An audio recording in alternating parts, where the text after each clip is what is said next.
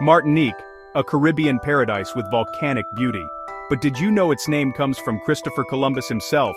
This remarkable island is a jewel of the Lesser Antilles. It sits in a long, curving chain of islands that separate the Caribbean Sea from the Atlantic Ocean. To the north lies Dominica. To the south is St. Lucia. Martinique is a place of dramatic landscapes. Its volcanic origins are clear to see. The towering peak of Mount Pelée dominates the northern part of the island.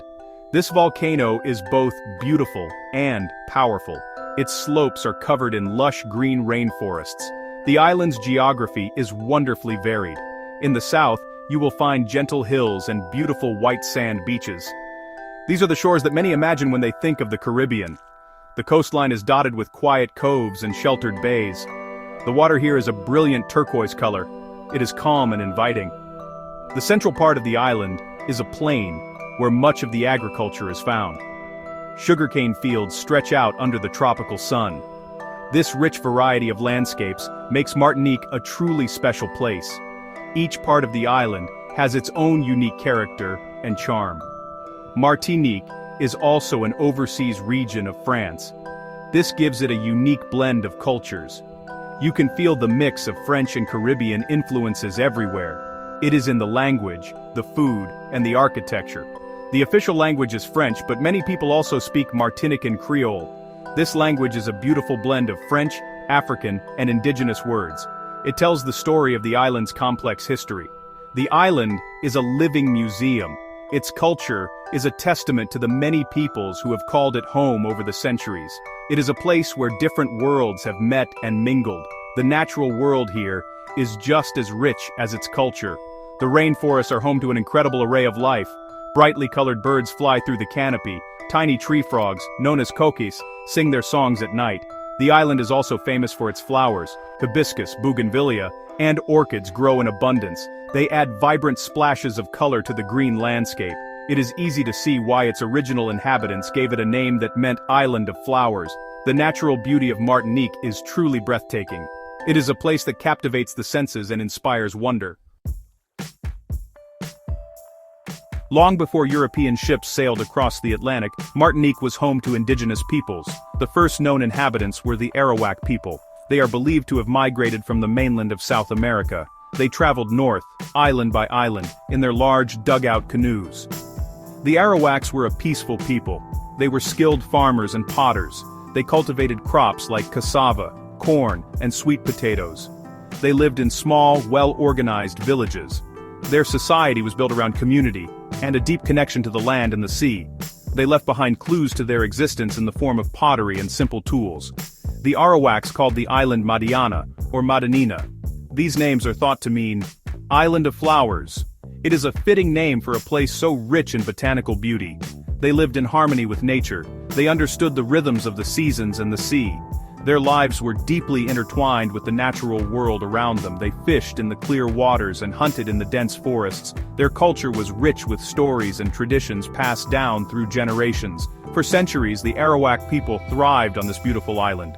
They created a peaceful and sustainable way of life in this Caribbean paradise. Around the year 1200, a new group of people arrived. These were the Carib people, also known as the colonial. They too came from South America. They were skilled warriors and expert seafarers. The Caribs gradually displaced the Arawak people throughout the Lesser Antilles. Their society was different from that of the Arawaks. They were more focused on warfare and conquest. The men were trained as warriors from a young age. The Carib people established their own villages on Martinique. They continued to live here for hundreds of years before the arrival of Europeans. The Caribs were the people Christopher Columbus and other early European explorers encountered. They were a proud and independent people. They fiercely defended their homes and their way of life. They had a deep knowledge of the island's resources. They were expert navigators, able to travel long distances between islands. The stories of the Carib people are an important part of Martinique's history, though their population was decimated by conflict and disease. After European contact, their legacy remains. The story of Martinique does not begin with Columbus. It begins with these first peoples, who knew the island as their home for many centuries. The year was 1502. Christopher Columbus was on his fourth and final voyage to the Americas. His fleet of 4 ships had been battered by a hurricane. They were in desperate need of fresh water and a place to make repairs. On June 15th, they spotted an island. It was the lush, green island of Martinique. Columbus and his crew landed on the island's northwestern coast, near the town that is now called Le Carbet. They stayed for 3 weeks. During this time, they replenished their water casks, washed their laundry, and rested before continuing their journey. It was a brief but significant visit. Columbus was captivated by the island's beauty. He described it as the most beautiful country in the world. He saw the dense forests, the sparkling rivers, and the vibrant flowers. He also encountered the Carib people who lived there. The interaction was likely cautious on both sides. The Caribs had a reputation as fierce warriors. Columbus and his men were strangers from a world unknown. This encounter marked the beginning of a new chapter in the island's history. It was the first recorded meeting between Europeans and the inhabitants of Martinique. A world of change was about to unfold for the island and its people. It was during this visit that Columbus gave the island a new name. He called it Martinica. This name was chosen in honor of Saint Martin of Tours. It was a common practice for Spanish explorers to name new lands after saints. The name was chosen according to the saint's feast day. However, the feast day of Saint Martin is November 11th, not June 15th. Some historians believe Columbus may have seen the island on a previous voyage, on November 11th, but did not land. Others suggest the name was chosen for another reason, perhaps related to a nearby island already named Dominica, in honor of Sunday, the Lord's Day. Whatever the exact reason, the name Martinica was recorded in the ship's log. It appeared on the maps that were drawn after the voyage. This act of naming was a powerful one. It was a European claim placed upon a land that already had a name and a history. The indigenous name, Madinina, was ignored. The new name, Martinica, would be the one that appeared on European charts. It marked the beginning of the island's entry into the European consciousness. The world of the Carib people was about to be changed forever by the arrival of these ships and the new name they brought with them. The journey of the island's name from Madinina to Martinique is a fascinating story. It, really reflects the island's changing cultural landscape. The original name, Madinina, given by the Arawak people, meant Island of Flowers. This name captured the essence of the island's natural beauty. It spoke of a deep connection between the people and their environment. Now the Carib people also had a name for the island, though it's a bit less certain. Some sources say they also used a version of Madinina. Others suggest they called it Juanacaira, meaning Island of the Iguanas. Both names paint a picture of a vibrant living island. When Columbus arrived, he imposed the name Martinica. This Spanish name was a product of his own culture and traditions. It was a name from the Christian world, honoring a European saint. For over a century, the island was known to the Spanish as Martinica. However, Spain did not make a serious effort to colonize the island. They were more focused on the larger islands of the Greater Antilles and the vast riches of the American mainland. Martinique remained largely in the hands of the Carib people. But the European name had been placed on the map, waiting for a new power to claim it. That power was France. In the early 17th century, the French began to establish colonies in the Caribbean. They were rivals of the Spanish and the English. In 1635, a French expedition led by Pierre Belin Desnambuc landed on Martinique. They established the first permanent European settlement. As the French presence grew, the Spanish name Martinica was adapted into their own language. The ICA ending was changed to the French, IK. And so, Martinica became Martinique. This linguistic shift marked a political one. The island was no longer just a Spanish discovery, it was now a French possession. The name Martinique became firmly established. It was the name used in official documents, on maps, and in correspondence. Yet the old name, Madinina, was not forgotten. It lived on in the oral traditions of the people. It was preserved in the memory of the island's indigenous past. Today, the name Madinina is used with great pride by the people of Martinique. It is a poetic and affectionate name for their homeland. You know, it's used in songs, poems, and business names. The two names, Martinique and Madinina, exist side by side. They represent the two major threads of the island's history, the indigenous and the European. The French colonization of Martinique began in earnest in 1635. Pierre Belin Desnambuc, a French adventurer and trader, arrived with about 100 French settlers. They landed at the same spot near Le Carbet, where Columbus had landed more than a century before. Their primary goal was to establish a profitable colony for France. They first built a small fort for protection. This was Fort Saint-Pierre, which grew into the island's first major town. The early years were honestly pretty difficult. The settlers faced resistance from the Carib people who fought to defend their land. They also struggled with tropical diseases and the challenges of farming in a new environment. Despite these difficulties, the French presence grew stronger. They systematically pushed the Carib people out of the most desirable lands. Many Caribs were killed in conflicts, while others were forced to retreat to the rugged mountainous parts of the island. In 1658, a final brutal war effectively ended the Carib resistance on Martinique.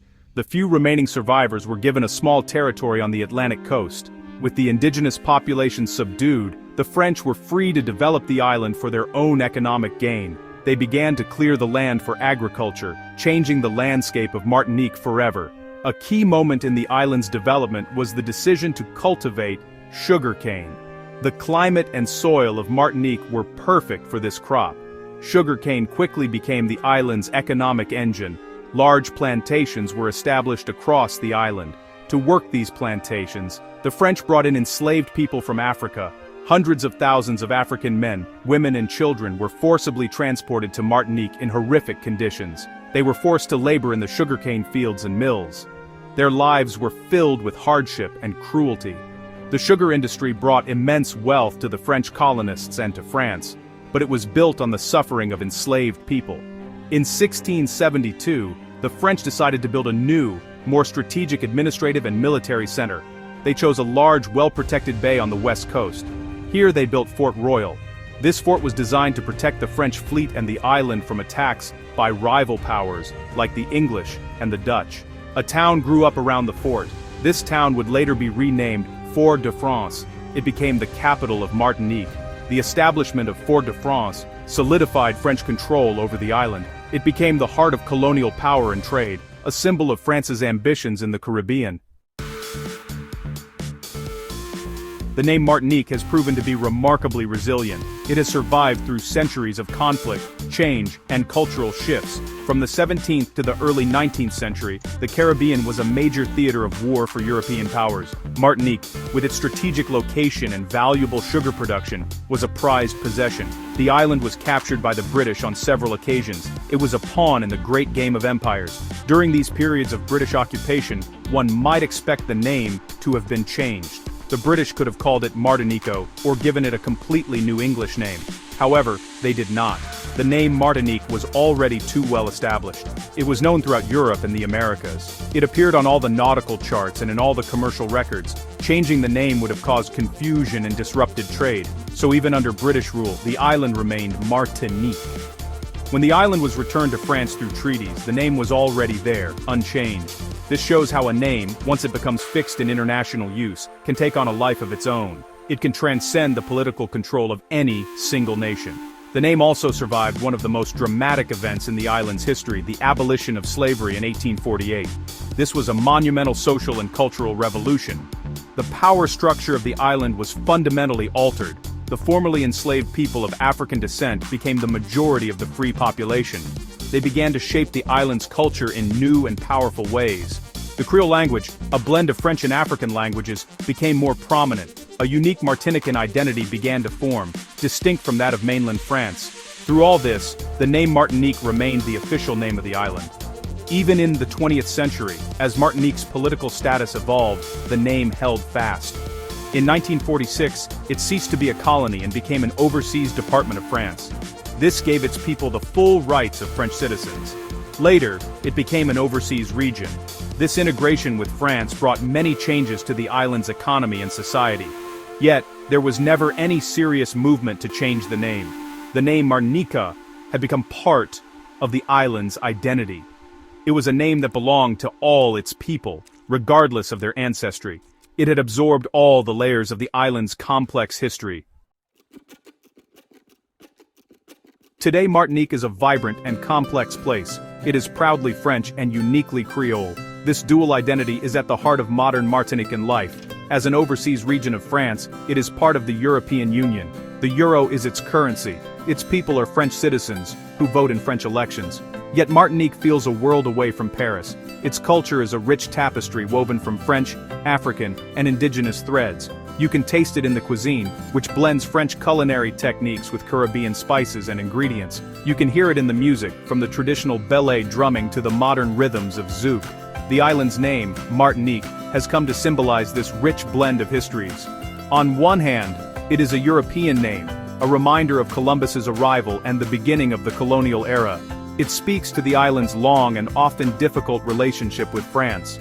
It is a name tied to the history of forts, sugar plantations, and colonial trade. It represents the official administrative identity of the island. It is the name you see on maps and in passports. It connects the island to the wider world and its place within the French Republic. It carries the weight of centuries of recorded history. At the same time, the name Martinique is cherished by the island's people as their own. It has been spoken by generations of Martinicans. It is the name of their home. And alongside it, the older name, Madinina, the island of flowers, continues to thrive. Madinina represents the island's indigenous soul. It is a link to a past before colonization. It is a symbol of the island's enduring natural beauty and its Creole heart. Using the name Madinina is an act of cultural pride. It is a way of honoring the island's full story, not just the part that began with European arrival. Names have a remarkable power. They can keep fragments of history alive for us to explore. The story of Martinique's name is the story of the island itself. It tells of indigenous roots, of European discovery and conquest, and of the creation of a new, resilient Creole culture. It is a reminder that the places we know today are layered with stories, some celebrated and some almost forgotten. Exploring the origin of a name can open a window onto the past. If this story gave you new insight, don't forget to like, subscribe, and share your thoughts in the comments. Which country or island's name should we explore next? Drop your suggestion below.